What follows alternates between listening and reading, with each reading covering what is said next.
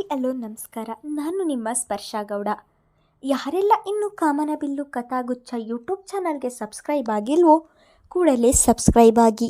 ಕತೆ ಇಷ್ಟ ಆದರೆ ಶೇರ್ ಮಾಡಿ, ಲೈಕ್ ಮಾಡಿ ಹಾಗೂ ಕಮೆಂಟ್ ಮಾಡಿ. ನಾನು ಇವತ್ತು ಹೇಳ್ತಿರೋ ಕತೆ ಒಂಗಿರಣ ಭಾಗ 214. ಯಾವುದೋ ಪುಸ್ತಕ ಹಿಡಿದು ಓದುತ್ತಾ ಕುಳಿತಿವಳ ಕಡೆ ನೋಡಿದವನಿಗೆ ಅವಳಿಗೆ ಈಗ ವಿಷಯ ಹೇಳುವುದು ಎಂದು ತಿಳಿಯದೆ ಹಾಗೆಯೇ ಕುಳಿತನು. ಅವಳ ತಂದೆ ಇನ್ನಿಲ್ಲ ಎಂದು ನಾನು ಹೇಗೆ ಹೇಳಲಿ? ಇದನ್ನು ಅವಳು ಹೇಗೆ ತೆಗೆದುಕೊಳ್ಳುತ್ತಾಳೆ ಎಂದು ಯೋಚಿಸಿದವನಿಗೆ ಅವಳಿಗೆ ವಿಷಯ ಹೇಳಲು ಧೈರ್ಯ ಸಾಲಲಿಲ್ಲ. ಒಡನೆಯೇ ಅಲ್ಲಿಂದೆದ್ದು ತನ್ನ ತಂದೆ ತಾಯಿ ಕೋಣೆಗೆ ಹೋಗಿದ್ದನು. ಮಲಗುವ ಹೊತ್ತಿನಲ್ಲಿ ಕೋಣೆಗೆ ಬಂದ ಮಗನನ್ನು ನೋಡಿ ಏಂದನೋ ಎಂದರು ಮಿಥುನ್. ಪಪ್ಪ, ಅದು ಶರದಿಯ ಅಪ್ಪನಿಗೆ ಆಕ್ಸಿಡೆಂಟ್ ಆಗಿ ಹೋಗಿಬಿಟ್ಟರಂತೆ. ಈಗಷ್ಟೇ ಮುದ್ದು ಕಾಲ್ ಮಾಡಿದಳು ಎನ್ನುತ್ತಿದ್ದ ಹಾಗೆ ಸ್ಪಂದನ, ಮಿಥುನ್ ಇಬ್ಬರಿಗೂ ಬಹಳವೇ ನೋವಾಗಿತ್ತು. ಧನು, ಏನು ಹೇಳ್ತಿದ್ದೀಯಾ? ಸತ್ತೇ ಹೋದರಂತ ಎಂದು ಸ್ಪಂದನ ಅವರು ಕೇಳುತ್ತಿದ್ದ ಹಾಗೆ, ಹೌದು ಮಮ್ಮಿ, ರಿಷಿ ಹಾಸ್ಪಿಟಲ್ನಲ್ಲಿ ಇದ್ದಾನಂತೆ. ಈಗ ಮನೆಗೆ ಬರಬಹುದು. ಶರದಿಗೆ ವಿಷಯ ಗೊತ್ತಿಲ್ಲ. ಅವಳಿಗೆ ಹೇಗೆ ಹೇಳುವುದು ಎಂದು ತಿಳಿಯುತ್ತಿಲ್ಲ. ನೀವು ಬನ್ನಿ, ಅವಳನ್ನು ನಾನು ಹೇಗಾದರೂ ಕರೆದುಕೊಂಡು ಬರುತ್ತೇನೆ ಎಂದು ಹೇಳಿ ಮತ್ತ ತನ್ನ ಕೋಣೆಗೆ ಹೋಗಿದ್ದನು. ಓದುತ್ತಿದ್ದ ಪುಸ್ತಕವನ್ನು ಇಟ್ಟಿತ್ತು. ಅದಾಗಲೇ ಮಲಗಳು ಸಜ್ಜಾಗುತ್ತಿದ್ದಳು ಶರದಿ. ಶರದಿ, ನಿನ್ನ ತಂದೆಗೆ ಚಿಕ್ಕ ಆಕ್ಸಿಡೆಂಟ್ ಆಗಿದೆಯಂತೆ, ಬಾ ಹೋಗೋಣ ಎನ್ನುತ್ತಿದ್ದ ಹಾಗೆ, ಎಂದನು? ಅಪ್ಪನಿಗೆ ಆಕ್ಸಿಡೆಂಟ್ ಆಗಿದೆಯಂತ? ಎಲ್ಲಿ? ಅಪ್ಪ ಹೇಗಿದ್ದಾರಂತೆ? ಅದಾಗಲೇ ಅವಳ ಕಣ್ಣು ಕೂಡ ತುಂಬಿತು. ಅಪ್ಪ ಹೇಗಿದ್ದಾರೆ ಎಂದರೆ ಏನು ಹೇಳುತ್ತಾನೆ ಅವನು? ಇಷ್ಟನ್ನು ಹೇಗೋ ಧೈರ್ಯ ಮಾಡಿ ಹೇಳಿದವನು ಇನ್ನು ಮುಂದೆ ಹೇಳಲೇ, ಬಾ ಹೋಗ್ತೀವಲ್ಲ, ಅಲ್ಲಿಗೆ ನೋಡಿಕೊಳ್ಳೋಣ ಎಂದು ಅವಳ ಕೈ ಹಿಡಿದು ಕೆಳಗಡೆ ಕರೆದುಕೊಂಡು ಬಂದಿದ್ದನು.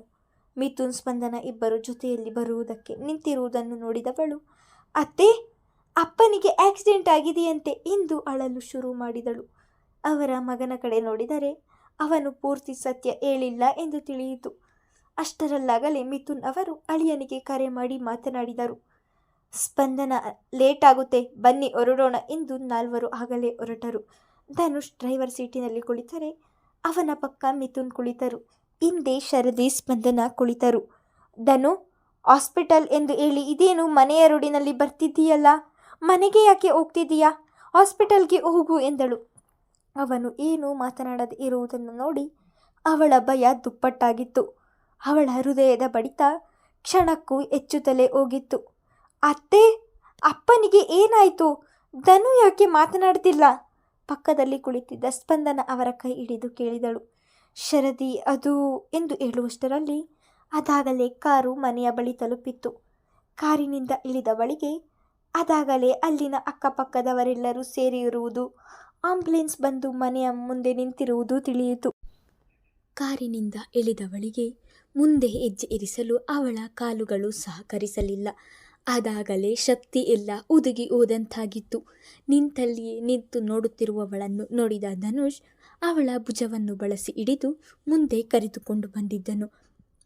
ಅದಾಗಲೇ ಮನೆಯ ಮುಂದೆ ಇದ್ದಂತಹ ಜಾಗದಲ್ಲಿ ಸ್ವಾಮಿನಾಥನ್ ಅವರ ದೇಹವನ್ನು ಮಲಗಿಸಲಾಗಿತ್ತು. ಚಿರನಿದ್ರೆಯಲ್ಲಿ ಮಲಗಿದ್ದ ತಂದೆಯನ್ನು ನೋಡಿ ಅವಳ ಎದೆ ಒಡೆದೇ ಹೋಯಿತು. ಧನುಷ್ನಿಂದ ಬಿಡಿಸಿಕೊಂಡು ಓಡಿ ಹೋಗಿ ತನ್ನ ಎದೆಯ ಮೇಲೆ ಮಲಗಿ, ಅಪ್ಪ, ಎದ್ದೇಳಪ್ಪ ಎಂದು ಒಂದೇ ಸಮ ಬಡವಯಿಸುತ್ತಿದ್ದಳು. ಮಗಳು ಬಂದ ತಕ್ಷಣ ವಸುಂಧರ ಅವರ ದುಃಖ ಕೂಡ ಹೆಚ್ಚಾಗಿತ್ತು. ರಿಷಿ ಅಲ್ಲಿಯೇ ಒಂದು ಕಡೆ ಜಾಗದ ಪರಿವೇ ಇಲ್ಲದೆ ನಿಂತಿದ್ದನು. ಸ್ಪಂದನ ಅವರು ಬರುತ್ತಿದ್ದ ಹಾಗೆ ಆರಾಧ್ಯ ಅವರನ್ನು ತಬ್ಬಿ ಜೋರಾಗಿ ಅಳಲು ಶುರು ಮಾಡಿದಳು. ಆ ವ್ಯಕ್ತಿ ಎಂಥವರೇ ಆದರೂ ಸಹ ಅವರು ಇನ್ನಿಲ್ಲ ಎಂದು ಒಪ್ಪಿಕೊಳ್ಳುವುದು ತುಂಬ ಸುಲಭದ ಮಾತಾಗಿರಲಿಲ್ಲ. ಅಪ್ಪ, ನನ್ನ ಮಗ ಒಳ್ಳೆಯವನು, ದುಡ್ಡು ಕೊಡ್ತಾನೆ, ನೀನು ಕೊಡುವುದಿಲ್ಲ ಎಂದು ಯಾವಾಗಲೂ ನನ್ನ ಮೇಲೆ ದೂರು ಹೊರಿಸ್ತಿದ್ದೀಯಲ್ಲ. ಈಗ ನಿನಗೆ ದುಡ್ಡು ಕೊಡ್ತೀನಿ, ಎದ್ದೇಳಪ್ಪ, ಒಂದು ಬಾರಿ ಮಾತಾಡಪ್ಪ ಎಂದು ಕಣ್ಣೀರು ಸುರಿಸುತ್ತಲೇ ಹೇಳುತ್ತಿದ್ದಳು. ಆ ತಂದೆ ಕುಡುಕ, ಕಳ್ಳ, ಕೆಟ್ಟವನು, ಏನೇ ಆಗಿದ್ದರೂ ಸಹ ತಂದೆಯೇ. ಆ ಸ್ಥಾನವನ್ನು ಯಾರಿಂದಲೂ ತುಂಬಲು ಸಾಧ್ಯವಿಲ್ಲ.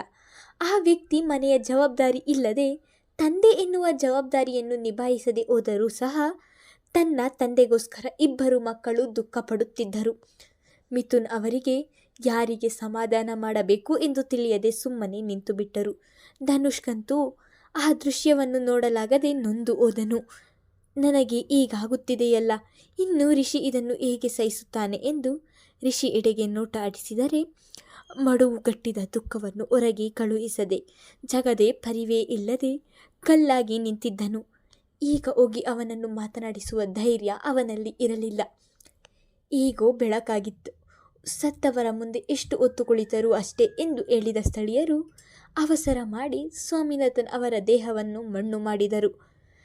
ರಿಷಿ ತಂದೆಯ ಕಾರ್ಯವನ್ನು ಮಾಡಿ ಮುಗಿಸಿದನು. ಸ್ಪಂದನ ಅವರು ಸೀತಾ ಅವರಿಗೆ ಹೇಳಿ ಮನೆಯಿಂದಲೇ ಅಡಿಗೆ ಮಾಡಿಸಿ ತರಿಸಿದ್ದರು. ಅಂದು ಯಾರಿಗೂ ಊಟ ಬೇಕೆನಿಸಲಿಲ್ಲ. ಆದರೆ ಸ್ಪಂದನ ಅವರೇ ಬಲವಂತ ಮಾಡಿ ಊಟ ಮಾಡುವಂತೆ ಮಾಡಿದರು. ಆದರೆ ರಿಷಿ ಒಬ್ಬ ಊಟ ಮಾಡಿರಲಿಲ್ಲ.